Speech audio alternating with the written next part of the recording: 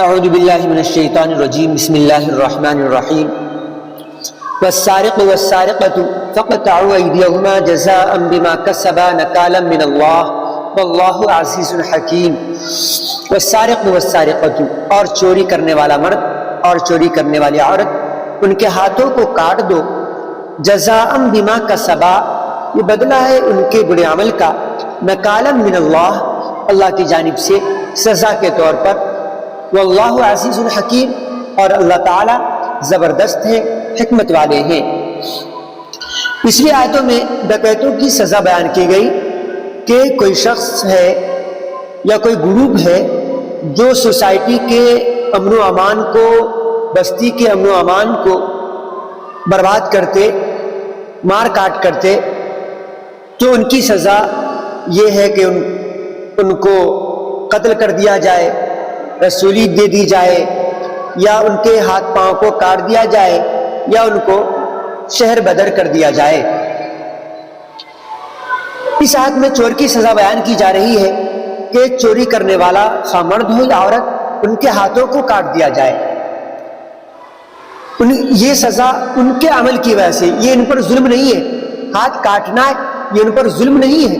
بلکہ ان کے کرتوت کا نتیجہ ہے، ان کے عمل کا نتیجہ ہے۔ جو برے عمل اس نے کیے،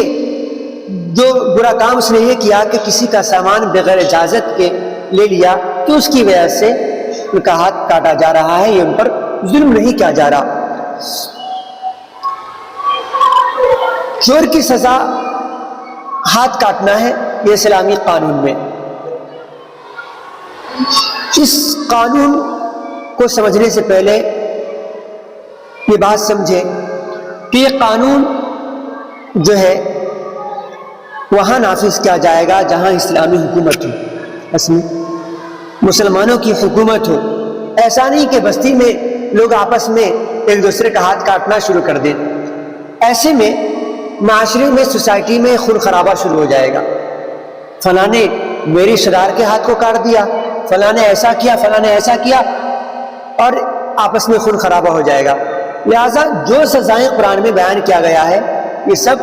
مسلمان حاکم کی ذمہ داری ہے کہ وہ نافذ کرے۔ تو پہلی بات کہ اسلامی حکومت ہونی چاہیے۔ دوسری چیز یہ کہ کوئی معمولی چیز کوئی چوری کر لے تو اس پر ہاتھ نہیں کاٹا جائے گا، چھوٹی موٹی کوئی چیز چوری کر لے تو اس پر ہاتھ نہیں کاٹا جائے گا۔ ہاتھ اتنے مال پر چوری کرنے پر، اتنا مال ہونا چاہیے کہ اس کی قیمت 30 گرام اور 618 ملی گرام چاندی کے برابر ہو۔ 30 گرام اور 618 ملی گرام چاندی ہو، یا اس کی قیمت کے برابر کوئی چیز ہو۔ اب اس کی قیمت کیا ہوگی؟ ہر دن الگ الگ ریٹ ہوتا، لہذا ایگزیکٹ ریٹ بتانا مناسب نہیں ہے۔ بس اتنا سمجھے کہ 30 گرام اور 618 ملی گرام چاندی ہو، یا اس کی قیمت کے برابر، اس سے مہنگی کوئی چیز اگر کوئی چور چوری کر لے اور ثابت ہو جائے تو اس کے بدلے اس کا ہاتھ کاٹا جائے گا۔ اس سے کم کی کوئی چیز ہے، کوئی کسی کا ٹفن چورا لے، کوئی کسی کے گھر میں جا کر اس کا آٹا چوری کر لے تھوڑا سا، تو اس کی وجہ سے ہاتھ نہیں کاٹا جائے گا۔ اور تیسری شرط یہ ہے کہ جس سامان کو چوری کیا گیا ہے وہ سامان محفوظ ہو۔ ایسا نہیں کہ کوئی شخص لاپرواہ وہ سامان ایسے باہر پھینک دیتا ہے، کوئی چور چوری کر کے لے گیا تو اس کی بنا پر ہاتھ نہیں کاٹا جائے گا۔ مال کا محفوظ ہونا ضروری ہے۔ آپ نے حفاظت سے سامان رکھا، روم میں رکھا، قیمتی سامان تھا، لاک کر دیا، اس کے باوجود کوئی چور آ کر چوری کر لیا، تو پکڑے جانے کی صورت میں اگر وہ سامان 10 درہم سے زیادہ، یعنی 30 گرام اور 618 ملی گرام چاندی سے زیادہ ہے، تو اس کا ہاتھ کاٹا جائے گا۔ لیکن آپ نے یہی باہر پھینک رکھا ہے اور کوئی چور چوری کر لے تو پکڑے جانے کے باوجود اس کا ہاتھ نہیں کاٹا جائے گا۔ حاکم اس کو جو سزا مناسب سمجھے گا دے گا، لیکن ہاتھ نہیں کاٹا جائے گا اس کا، اس لیے کہ غلطی آپ کی ہے، آپ کی لاپرواہی ہے۔ والسارق والسارقۃ، چوری کرنے والا اور چوری کرنے والا مرد اور چوری کرنے والی عورت، فقطعوا ایدیہما، ان کے ہاتھوں کو کاٹ دو، جزاء بما کسبا، یہ بدلہ ہے ان کے برے عمل کا، نکالا من اللہ، اللہ کی جانب سے سزا کے طور پر، واللہ عزیز الحکیم، اللہ تعالیٰ زبردست ہیں، حکمت والے ہیں۔ فمن تاب من بعد ظلمه واصلح فإن الله يتوب عليه إن الله غفور رحیم۔ فمن تاب من بعد ظلمه، جو شخص توبہ کر لے، پھر جو شخص توبہ کر لے ظلم کے بعد یعنی گناہ کے بعد، واصلح، اور اپنی اصلاح کر لے، حالت کو درست کر لے، فإن الله يتوب عليه، تو یقیناً اللہ تعالیٰ توبہ قبول کرتے ہیں، ان اللہ غفور رحیم، یقیناً اللہ تعالیٰ بخشنے والے، رحم کرنے والے ہیں۔ انسان ہے، غلطی ہو گئی، کسی کا سامان بغیر اجازت کے لے لیا، چوری کر لی، لیکن اب احساس ہو رہا کہ ہم نے جو کام اب تک کیا ہے وہ غلط تھا، ہم نے دوسروں کا مال غلط طریقے سے لیا ہے، اب وہ ایسا آئے اللہ کے دربار میں ہاتھ پھیلائے اور توبہ کر لے، اللہ تعالیٰ معاف کر دیں گے۔ جی پوری زندگی گناہ کرتا آ رہا، اب احساس ہوا اور سچے دل سے ایک مرتبہ توبہ کر لیا، اللہ تعالیٰ معاف کر دیں گے۔ اللہ کے رسول صلی اللہ علیہ وسلم فرماتے ہیں کہ اگر بندہ دن میں 70 مرتبہ گناہ کرے اور 70 مرتبہ سچی توبہ کر لے تو اللہ تعالیٰ پھر بھی معاف کر دیں گے۔ 70 مرتبہ گناہ کرے اور معافی مانگ لے تو پھر بھی اللہ تعالیٰ معاف کر دیں گے۔ بندہ گناہ کرتے کرتے تھک سکتا، توبہ کرتے کرتے تھک سکتا، اللہ تعالیٰ توبہ قبول کر کے تھکیں گے نہیں، اللہ تعالیٰ غفور رحیم ہے، اللہ تعالیٰ بخش دیں گے، لیکن شرط یہ کہ سچی توبہ ہو۔ سچی توبہ یہ ہے کہ